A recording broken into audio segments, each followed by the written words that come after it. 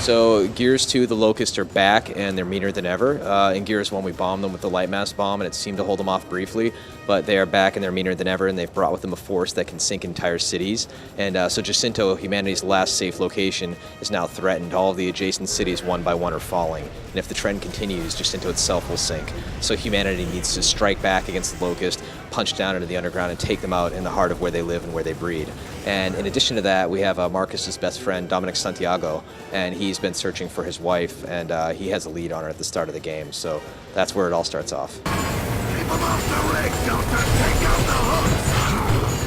I can confirm that Carmine is in fact back in Gears 2, and we don't really want to explain quite yet how he's back. We just kind of want gamers to play the game and learn how Carmine has returned in the game, because he's a hell of a fan favorite.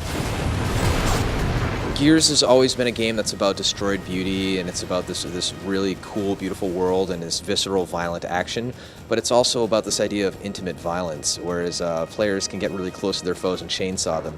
And now, there's Chainsaw Duels, which is a simple B-button mash, because I'm quite tired of those little quick-time events that are in every single game. You can chainsaw somebody from behind, from their taint to their throat.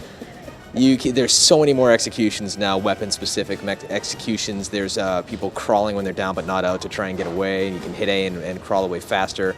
The curb stomp is, of course, back. Take somebody hostage and watch the body explode as your enemies are shooting at it and the arms are going flying. And one thing after another really kind of adds up to this big bucket full of blood and this gory, intimate violence experience. Players who engage in a chainsaw duel are locked into the duel to win or to lose. There is an occasional draw scenario, but keep in mind that while players are in that, they are not in God mode multiplayer anymore. So if you chainsaw somebody, there is a certain amount of risk involved. So you want to try and make sure that you kind of catch them at the right moment before you get away with it. The chainsaw duel itself, moment for moment, takes about as long as the whole chainsawing action does, because what we do is we actually make the actual act of chainsawing somebody at the end of the duel extremely quick. Whereas the regular chainsaw digs through and takes that time. The majority of that time in the duel is spent in the duel, and then the saw is quick, whereas the regular saw takes the same amount of time. I can assure everybody that Gears 2 has more than its share of gore, and it is in fact a bloodier game. When Marcus is injured and he's moving along the wall, you'll actually see the blood dripping down the wall behind him, and characters will leave blood trails. Like when you have a meat shield and you're dragging it around, it will steadily leak blood and leave a trail wherever you take it, etc. So it's a deeper, darker game, and there are buckets and buckets of blood.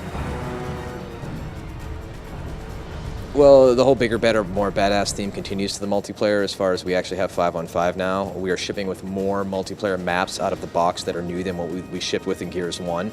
And we're going to have many more multiplayer modes as well as greatly expanded online functionality. Can't go into too much detail right now about what that's going to be, but rest assured it will be very competitive with other titles in this space.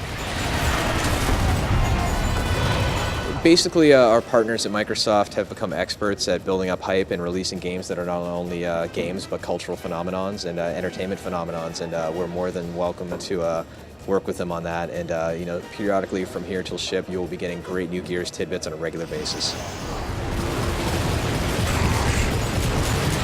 Vehicle-wise, in Gears 2, players will be able to drive the Centaur, which is the tank. It's kind of a combination of a tank and a monster truck with giant bouncy wheels on it. They will ride on the Derrick, which is the huge truck, and there's also other vehicle sections that are in the game that we're not really revealing at this point, but I think players will be pleasantly surprised with the twists we put on the formula. The campaign in itself is definitely going to be longer than the first Gears, and there will be more vehicular sections and lots more unique varieties of Locust and lots of wonderful weapons with which to maim and kill.